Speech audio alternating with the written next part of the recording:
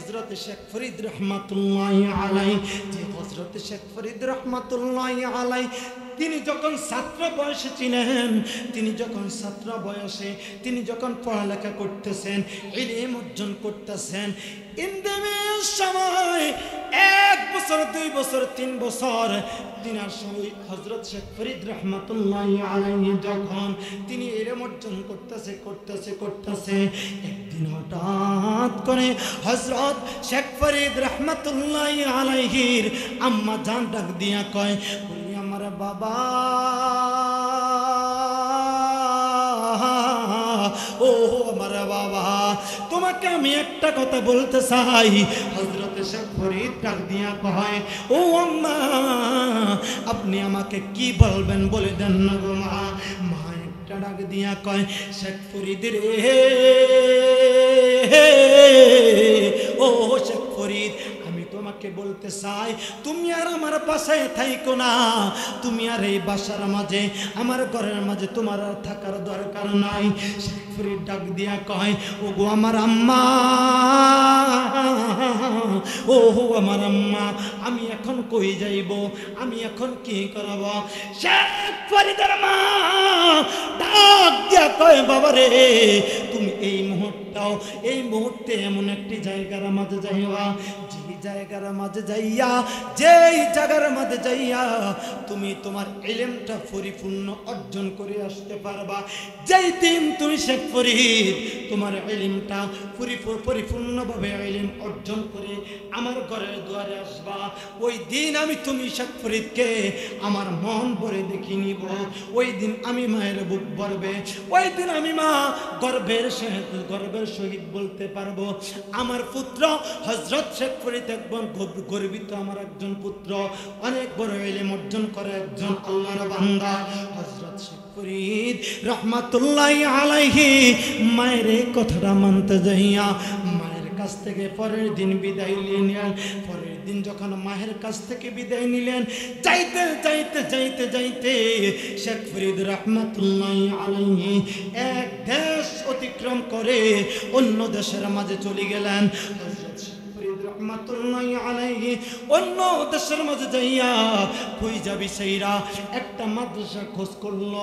যখন একটা মাদ্রাসা খোঁজ করলো, ওই মাদ্রাসার মাঝে হযরত শেখ ফরিদ রহমাতুল্লাহি আলাইহি তিনার ওই মুহূর্তে কোনো গার্জিয়ান নাই, তিনার মা নাই, তিনার বাবা নাই, তিনার সঙ্গে কেউ নেই বলতে কেউ নাই।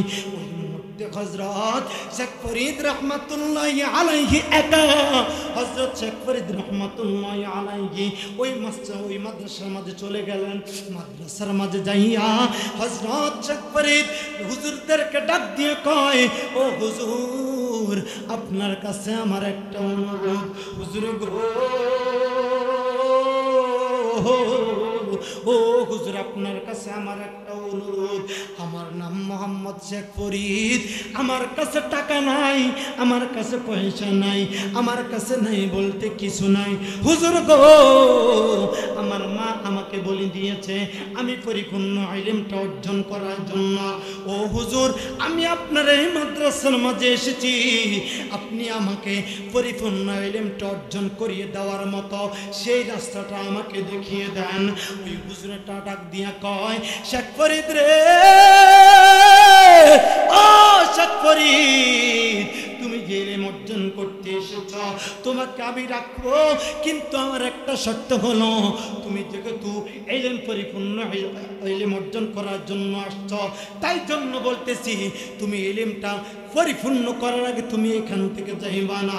জোরে বলুন না বাবা, ইয়া রাসূলুল্লাহ, আরে জোরে বলো ইয়া রাসূলুল্লাহ। হযরত শেখ ফরিদ, হযরত শেখ ফরিদ হুজুরে যখন এই কথাটা বলল, শেখ ফরিদ রহমাতুল্লাহি আলাইহি বলেন, আমার আম্মা তো আমাকে এই জিনিসের জন্যই পাঠিয়েছে, আমি আমার আম্মার কথা রাখতে হবে, আমি হক্কানি একজন আলেম হতে হবে, আমি হুজুরের কথাটা তাহলে মেনে নেই।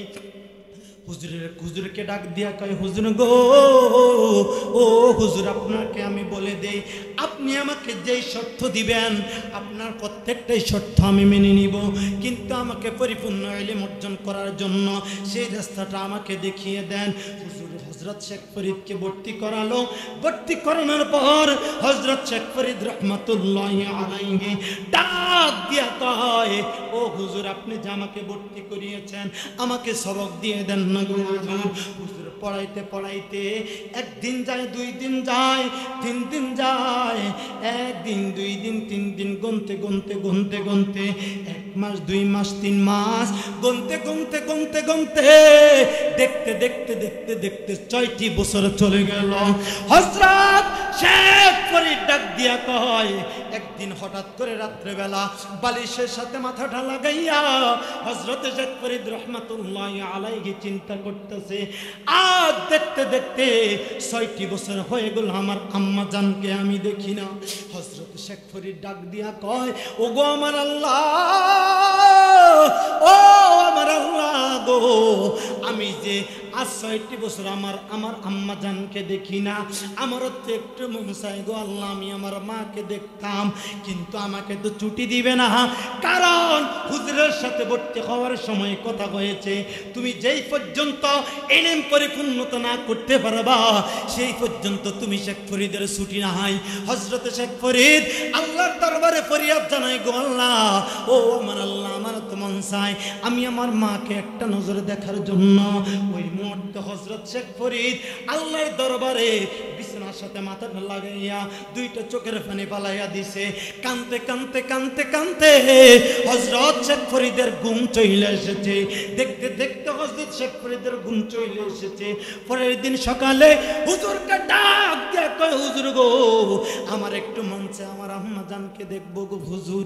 হুজুর একটা ডাক দিয়া কয়, তুমি ভর্তি হওয়ার সময় তুমি আমাকে একটা কথা বলেছ, আমি যেই শর্তই তোমাকে দেই না কেন সেই শর্তই তুমি মাইনা নিবা, কিন্তু ওই শর্ত মাইনা তোমার এই আমি যতটি শর্ত দিয়েছি প্রত্যেকটি শর্তের ভিতরে আমার একটি শর্ত ছিল, তুমি পরিপূর্ণ ইলম অর্জন করা পর্যন্ত তুমি বাড়িতে যাইতে পারবে না।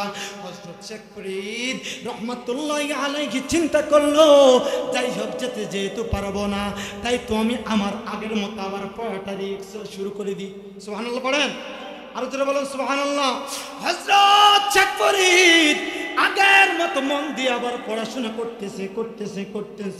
হযরত শেখ ফরিদ যখন দেখতে দেখতে 12টি বছর কেটে গেল, 12টি বছর কাটার পর হযরত শেখ ফরিদ রহমাতুল্লাহি আলাইহির শরীয়তের ইলমটা অর্জন করা হয়ে গেছে। হযরত শেখ ফরিদ ডাক দিয়ে কয়, হুজুর গো আজকে আমাকে ছুটি দেন না, আমি আমার মাকে দেখতে যাব। হুজুর খুশি হইয়া একটা ডাক দিয়া কয়, শেখ ফরিদ রে, ও শেখ ফরিদ তোমাকে ছুটি দিব, আমি আরো একটা কথা তোমাকে বলি, দেখি তুমি আমার কথাটা মানো কিনা। হযরত শেখ ফরিদকে তিনার উস্তাদের ডাক দিয়া কয়, শেখ ফরিদ, ও শেখ ফরিদ রে, তুমি যেহেতু আমার এই মাদ্রাসার মাঝে থাইকা আমার প্রত্যেকটি শর্ত মাইনা তুমি এই মাদ্রাসার মাঝে থাইকা 12টি বছর কাটিয়ে দিয়েছ, 12টি বছর কাটাইয়া তোমার শরীয়তের ইলমটা তুমি পরিপূর্ণ ইলম অর্জন করেছ। তোমাকে আমি একটা কথা বলি, তুমি যেই মাদ্রাসার ছাত্র ছিলা, আজ থেকে তোমাকে আমি এই মাদ্রাসার শিক্ষক বানিয়ে দেব। আর যারা বলেন সুবহানাল্লাহ। কিন্তু আপনারা সুবহানাল্লাহ পড়তে পারেন না? একবার সুবহানাল্লাহ পড়লে কি হয়, জান্নাতের মাঝে একটি ফলের গাছ আপনার জন্য তৈরি হয়ে যায়। যারা বলেন সুবহানাল্লাহ। তাহলে সুবহানাল্লাহ পড়তে কোনো কষ্ট হয়? আমরা কথাবার্তা এমনি কি কম বলি? যারা বলেন কম বলি, এমনি তো কথাবার্তা কম বলি না, কিন্তু সুবহানাল্লাহ, আলহামদুলিল্লাহ, আল্লাহু আকবার, লা ইলাহা ইল্লাল্লাহ, আল্লাহ, এই সমস্ত জিকিরগুলো করতে গেলে আমাদের জবান বন্ধ হয়ে যায়। ঠিক কিনা বলেন? আর যারা বলেন ঠিক কিনা? সালাতুন ইয়া রাসূলুল্লাহ আলাইকুম সালামুন ইয়া আলাইকুম সালাতুন ইয়া রাসূলুল্লাহ সালামুন ইয়া মুহাম্মদ মুস্তাফা জানে खुदा को खुदा जाने मुहम्मद मुस्तफा को सलातुन या সালামুনিয়া সালাতুনিয়া রাসূলুল্লাহ সালামুনিয়া। বন্ধুরা আমার, যুবক ভাইরা আমার, হযরত শেখ ফরিদ রহমাতুল্লাহি আলাইহিকে যখন তিনার ওস্তাদ এই কথাটা বলল, শেখ ফরিদ রহমাতুল্লাহি আলাইহি তখন উত্তর দিল তিনার ওস্তাদজিকে, হুজুর গো আমার, আপনি যে এই কথাটা আমাকে বলেছেন, যদি আপনি খুশি মনে, যদি আপনি মন দিয়া মন থেকে আমাকে এই খেদমতটা আমাকে দিতে চান, আপনি যদি আমাকে হাসি মুখে দেন, তাহলে আমি শেখ ফরিদ হাসি মুখে মেনে নিব। মারহাবা বলেন, আরো জোরে বলেন মারহাবা। হযরত শেখ ফরিদ উস্তাদজি থেকে অনুমতি নিয়া ওই মাদ্রাসার শিক্ষকতার দায়িত্ব নিয়ে নিলেন।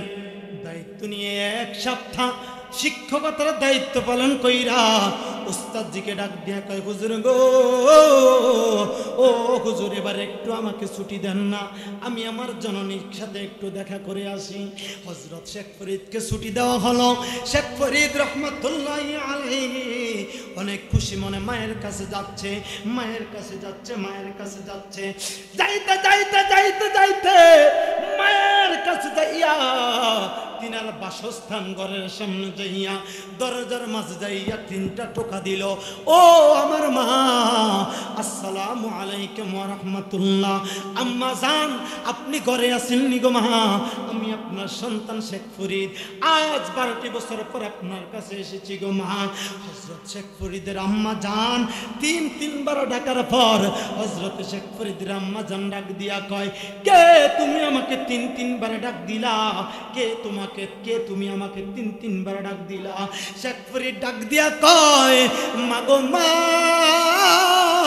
ও আমার মা, 12টি বছর পর তোমার সন্তান শেখ ফরিদকে তুমি যে 12 বছর আগে পাঠিয়েছ ইলম অর্জন করার জন্য, তোমার ওই সন্তান 12 বছর পর শরীয়তের ইলম অর্জন কইরা তোমার দরবারে আসছে গো, তোমার কাছে আসছে গো মা।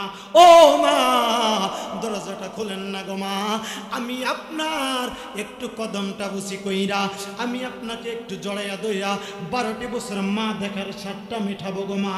ও মা, একটা বার দরজাটা খোলেন না গো মা। ওই পাশ থেকে মা একটা ডাক দিয়া কয়, তুমি যে আমার শেখ ফরিদ, তোমাকে আমি পাঠিয়েছি 12 বছর আগে ইলম অর্জন করার জন্য, কিন্তু তুমি এটা কোন ইলম অর্জন করে এসেছ, এটা কোন ধরনের ইলম অর্জন করে এসেছ?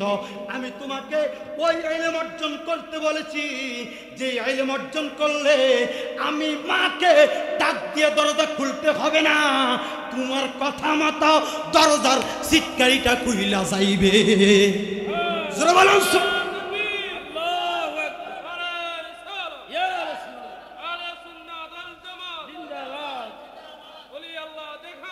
আমরা আছি সেখানে। হযরত শেখ ফরিদের আম্মা জান ডাক দিয়া কয়, এটা কোন ধরনের ইলম অর্জন করে এসেছ? আমি তোমাকে ওই ইলমটা অর্জন করতে বলেছি যে ইলম অর্জন করলে আমি মা দরজা খুলতে হবে না, তুমি যখন দরজার সামনে আসবা তোমার কথা মতোই অটোমেটিক দরজাটার সিটকারিটা খুলে যাবে। হযরত শেখ ফরিদ ডাক দিয়া কয়, ও আমার আম্মা, এখন আমি কি করতে হবে ওটা বলেন না গো মা। মা একটা ডাক দিয়া কয়, বাবা রে, ও বাবা রে, তোমাকে আমি বলে দিই, তুমি আবার চলে যাও, যে ইলমটা অর্জন করলে এই দরজার সিটকারিটা তোমার কথা মতো বলবে। আমি তোমাকে ওই ইলম অর্জন করতে বলি নাই, আমি তোমাকে বলেছি ইলমে শরীয়ত সহ, ইলমে হাকিকত সহ, ইলমে তরিকত সহ, ইলমে মারিফতের জ্ঞান অর্জন করতে বলেছি। জোরে বলুন সুবহানাল্লাহ, আরো জোরে বলুন সুবহানাল্লাহ। হযরত শেখ ফরিদের মা ডাক দিয়া কয়, ও আমার বাবা, তুমি চলে যাও, আবার চলে যাও, ওই ইলমটা অর্জন করে এসো, এই 4টা ইলম অর্জন করে এসো। হযরত শেখ ফরিদে ডাক দিয়া কয়, মা আমি যে ইলমগুলো অর্জন করব। কিন্তু আমি যখন 12 বছর আগে যে মাদ্রাসায় এখন চাকরি করি, আগে ছাত্র ছিলাম, ওই মাদ্রাসাটা খুঁজতে খুঁজতে আমার অনেক দিন চলে গেছে গো মা। ও মা, আমি ওই ইলম কোন জায়গা থেকে অর্জন করব, ওই মাদ্রাসা কোথায় খুঁজে পাবো, ওই শিক্ষক কোথায় খুঁজে পাবো, যেই জায়গায় গেলে ইলমে মারিফতের ইলম অর্জন করা যায়। হযরত শেখ ফরিদের মা ডাক দিয়া কয়, বাবা রে, ওই ইলমটা অর্জন করতে হলে আমি একজন ওলির কাছে, আমার একজন গুরু আছে, আমার একজন পীর আছে গো বাবা, ওই পীরের কাছে তুমি চলে যাও। শেখ ফরিদের মা ওই পীরের, ওই আল্লাহর ওলির, ওই আল্লাহর ওলির লোকেশনটা দিয়ে দিল শেখ ফরিদকে। শেখ ফরিদ যাইতে যাইতে যাইতে যাইতে যাইতে যাইতে যাইতে যাইতে ওই লোকেশন অনুযায়ী যাচ্ছে যাচ্ছে, যাওয়ার পথে হঠাৎ করে ইন দিবিন টাইমে এমন একটি রাস্তা তার জন্য চলে এসেছে। তিনার রাস্তাটা পাড়ি দেওয়ার পর দেখতেছে একটা নদী পথ পাড়ি দিতে হবে, একটা পানি পথ তাকে পাড়ি দিতে হবে। হযরতে শেখ ফরিদ চিন্তা করলো, এই নদীটা যে আমি পাড়ি দিব, এই পানি পথটা যে আমি পাড়ি দিব, একটা নৌকা আছে কিন্তু মাঝি নাই, একটা নৌকা আছে কিন্তু মাঝি নাই, মাঝি ছাড়া আমি কিভাবে পার হব, মাঝি ছাড়া আমি ওই পারে কিভাবে পার হব। হযরতে শেখ ফরিদ চিন্তা করলো, চিন্তা করতে করতে করতে করতে রে বাবা, ও আমার রামদুনি মোড়ের বাবারা, চিন্তা করতে করতে করতে এমন একটি টেনশনের মাঝে পড়ে গেল।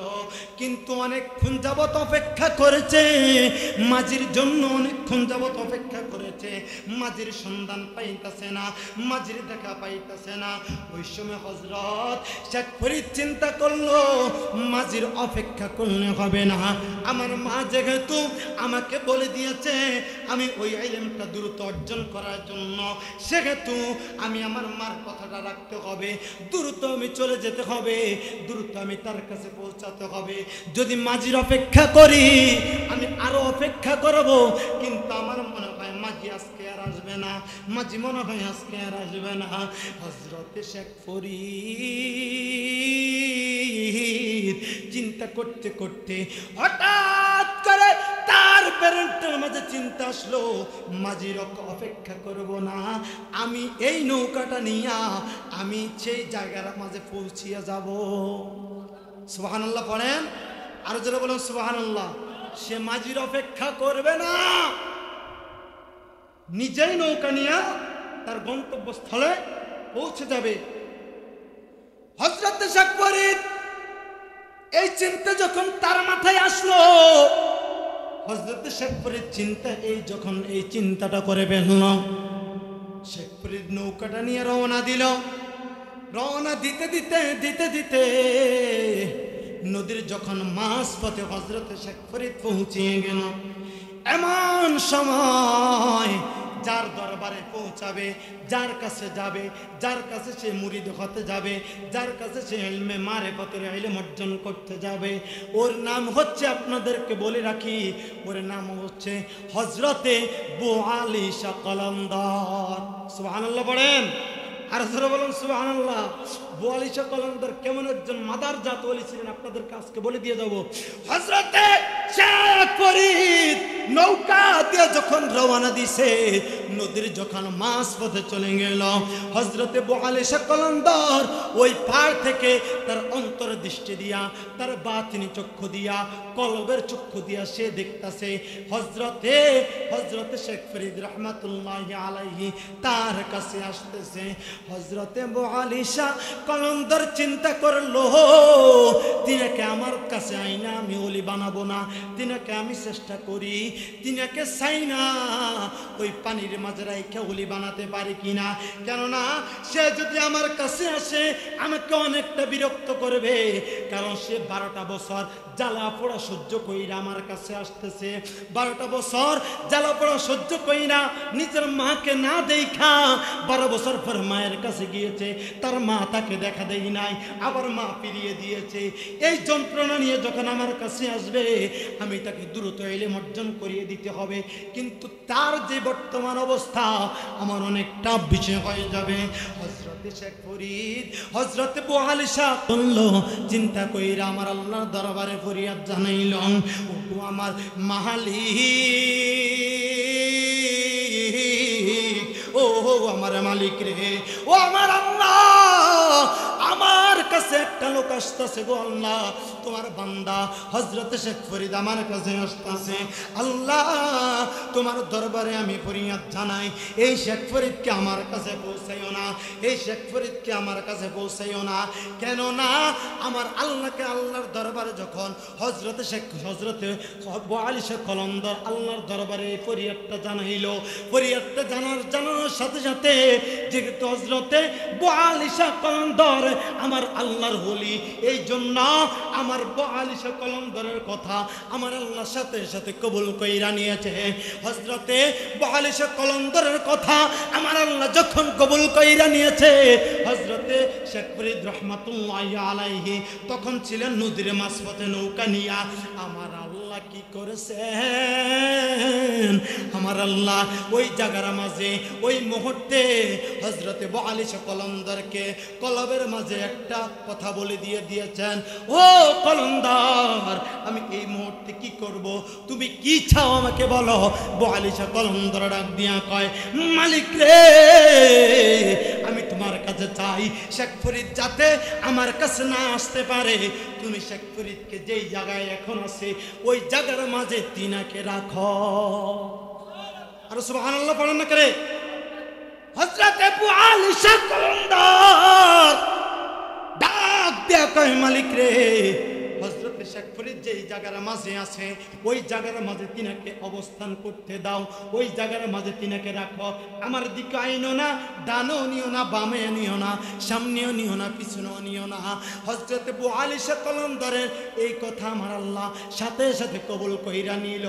এই কথাতে আমরা বুঝতে পারি আল্লাহর ওলিদের কথা আমার আল্লাহ শুনে কি শুনে না? তোরা বলেন শুনে কি শুনে না? আমাদের আহলে সুন্নাত ওয়াল জামাতের আকীদা হলো আমরা ওলি আল্লাহ বিশ্বাসী, আমরা বিশ্বাস করি আল্লাহর ওলিরা হলো এমন একজন আল্লাহর ওলি, আল্লাহর ওলিরা এমন হয় আল্লাহর ওলিদের কথা আমার আল্লাহ শুনতে পায়। শুধু তাই না আমার আল্লাহ কোরআনের মাঝে বলেন, যে আমার বন্ধু হয়, যে আমার ওলি হয়, যে আমার বান্দা থেকে বন্ধুতে পরিণত হয়ে যায়, তিনার হাত আমি আল্লাহর হাত হয়, তিনার পাও আমি আল্লাহর পাও হয়, তিনার জবান আমি আল্লাহর জবান হয়, তিনার কান আমি আল্লাহর কান হয়, তিনি যা করে মনে করতে হবে আমি আল্লাহ তাই করি।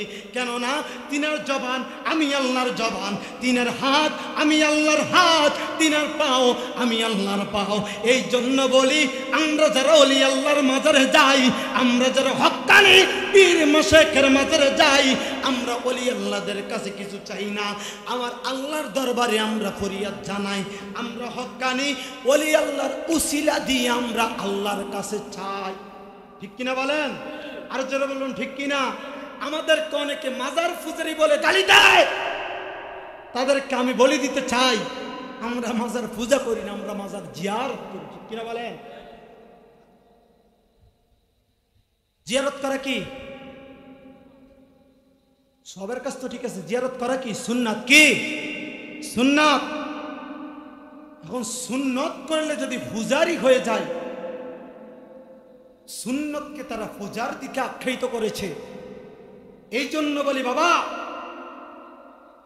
যারা আমাদেরকে মাজার পূজারি বলেন, আমরা ওলি আল্লাহর দরবারে গিয়ে মাজার পূজা করি না, আমরা মাজার জিয়ারত করি। অনেকে আমাদেরকে বলে আমরা মাজারে যাই হাত তুলি কেন?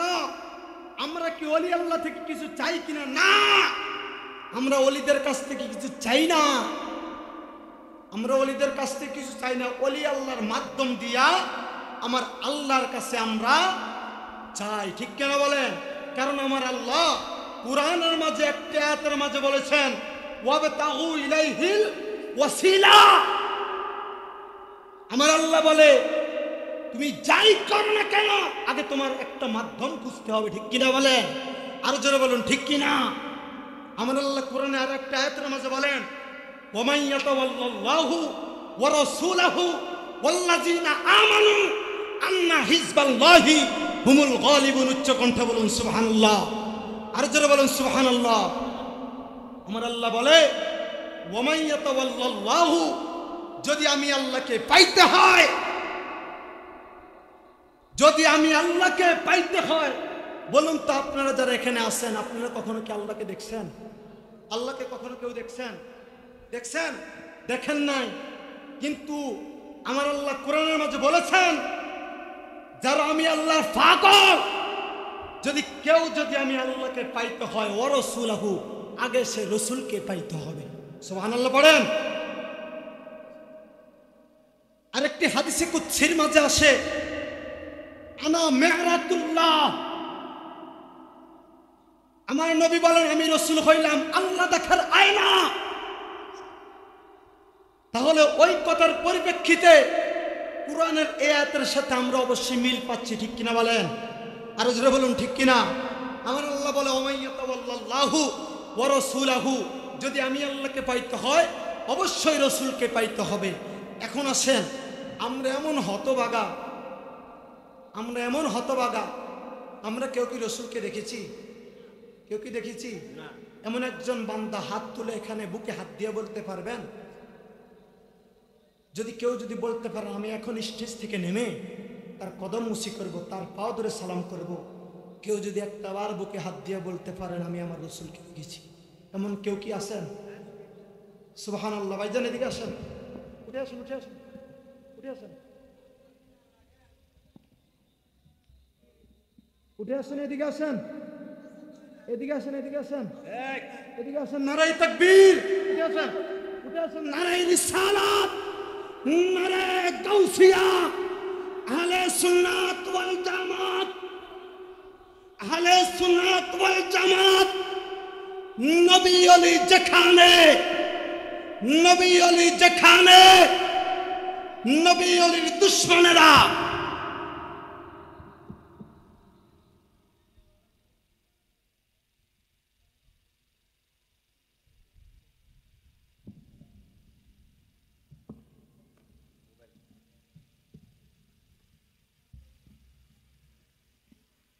যাই হোক, এমন একজন আল্লাহর বান্দা পেয়েছি যেই বান্দা আমার রাসূলকে দেখেছে।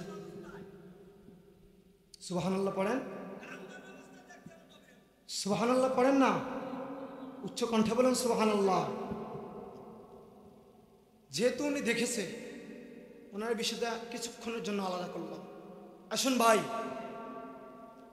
ওয়া রাসূলহু, আমার আল্লাহ তারপরে বলে ওয়াল্লাযীনা আমানু, যারা রসুলকে পান নাই, রসুলকে দেখেন নাই, আমার আল্লাহ আরেকটি অপশন আমাদের জন্য দিয়ে দিয়েছে। ওয়াল্লাযীনা আমানু, দুনিয়ার মাঝে কিছু ইমানদার বান্দা থাকবে, দুনিয়ার মাঝে কি থাকবে? কিছু ইমানদার বান্দা থাকবে।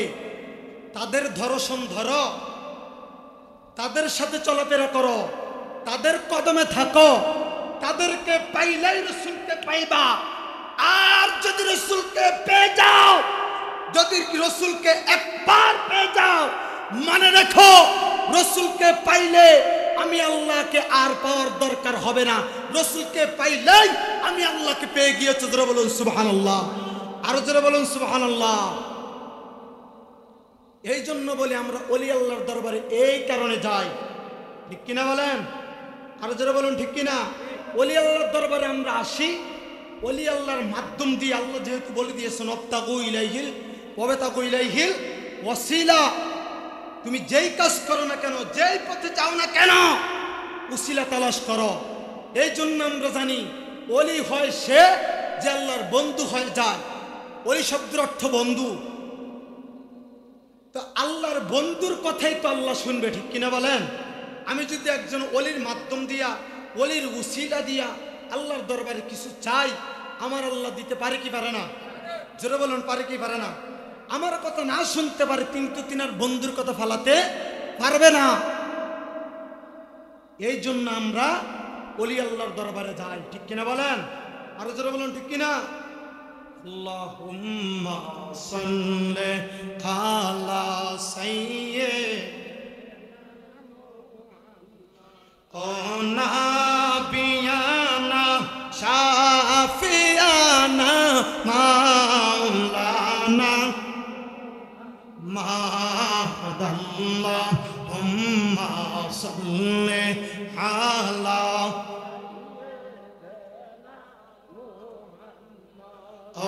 নাবিয়ানা শাফিয়ানা মাওলানা ও গোয়া আমার মায়ার গনবি আপনার নাই তুলনা বলেন গো আমার নূরের নবী আপনার নাই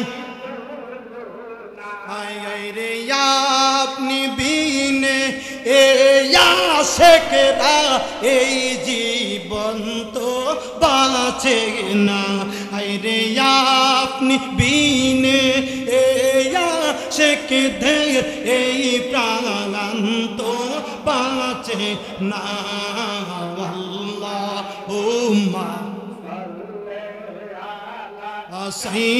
সাইয়্যিদিনা ও নাবিয়ানা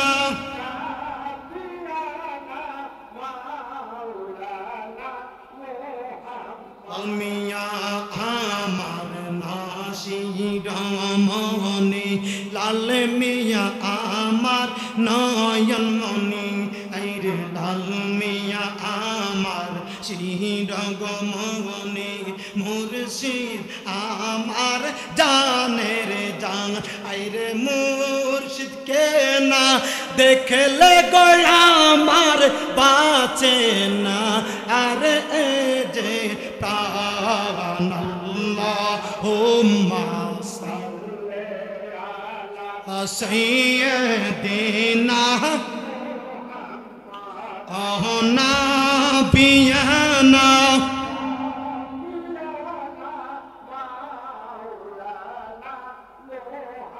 মাদনা বিয়ানা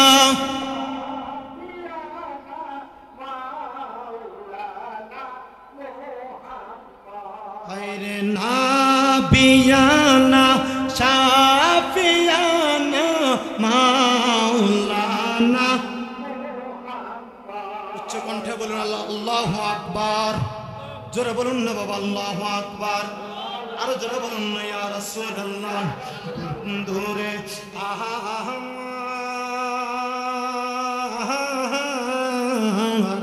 ও আমার রান্ধনী মোনার বাবারা যেই কথাটা বলতেছিলাম রে বাবা হযরতে বোয়ালিশা কলন্দরের এক দুয়াতে আল্লাহ পাক রব্বুল আলামিন হযরতে শেখ ফরিদকে নদীর মাঝখান অবস্থায় রেখে দিয়েছেন হযরতে শেখ ফরিদ নৌকা চালাচ্ছে যতই চালাচ্ছে নৌকা সামনেও যাচ্ছে না পিছনেও যাচ্ছে না ডানেও যাচ্ছে না বামেও যাচ্ছে না হযরতে শেখ ফরিদ আমার আল্লাহর দরবারে বলে আল্লাহ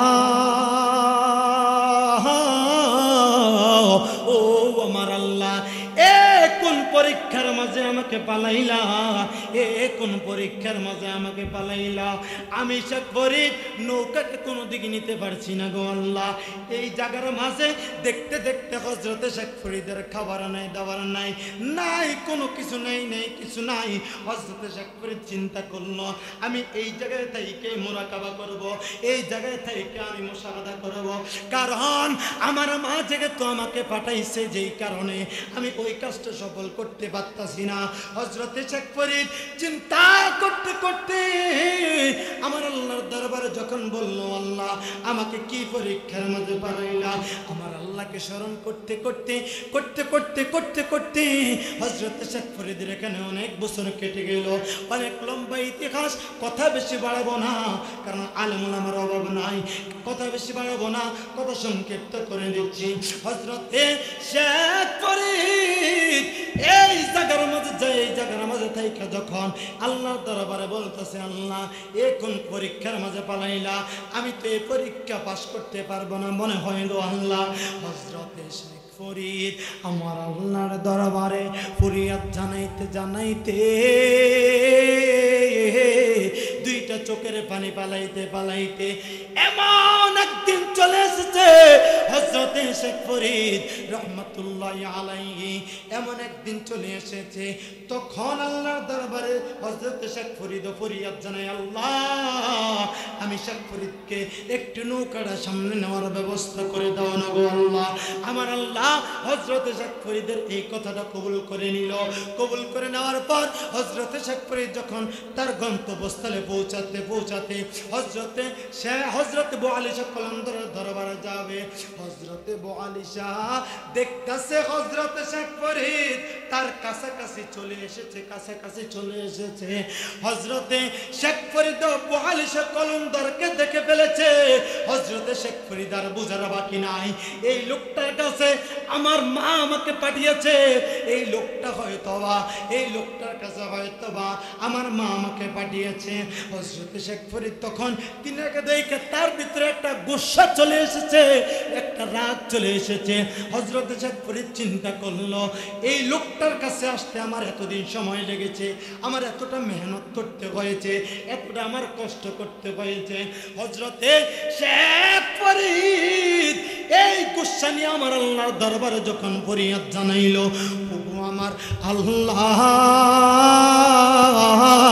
ও আমার আল্লাহ আমি আজ তোমার দরবারে একটা ফরিয়াদ জানাই রে মালিক এই ফরিয়াদটা হলো যেই লোকটা আজ এতদিন যাবত আমি শেখ ফরিদকে এই পথে আমাকে ঘুরিয়েছে পানিপথে আমাকে ঘুরিয়েছে তুমি আল্লাহ সেই লোকটার মাথা দিয়ে দুইটা শিং উঠিয়ে দাও আল্লাহু আকবার বলেন হযরত শেখ ফরিদ দোয়া করেছে যেই লোকটা আপনার কাছে দোয়া কইরা বা যেই কোনো ভাবেই হোক না কেন আমাকে দোয়া কইরা আমাকে পানিপথে ঘুরিয়েছে সেই লোকটার মাথা দিয়ে দুইটা শিং উঠিয়ে দাও কে দোয়া করেছে হযরতে শেখ ফরিদ আলোচনা মনোযোগ আছে আপনাদের মনোযোগ আছে একটু বুঝে নিয়েন এই জন্য তো আশেক বলেন ওলি আল্লাহর খেলা অনেক বড় খেলা আরে মুর্শিদেরই ধুলা আমি পড়বো গলার মালা মুর্শিদেরই আমি পড়বো গলার মালা আখিরাতে পাই যেন তোমারে রে আখিরাতে পাই যেন আপনারা শান পারেন না